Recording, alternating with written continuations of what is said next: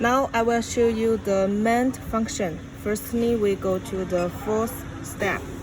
and here we can see some buttons. This is go back several stitches,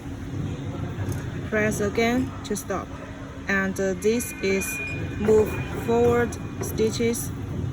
press again to stop, and this is go back to one stitch and move forward one stitch, and this you can set how many stitches you want to go backward and forward,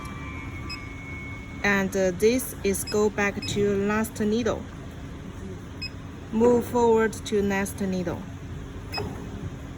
and this is go back to last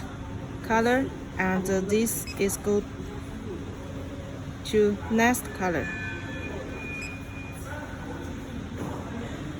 and this is go to start point, and this is go to stop point.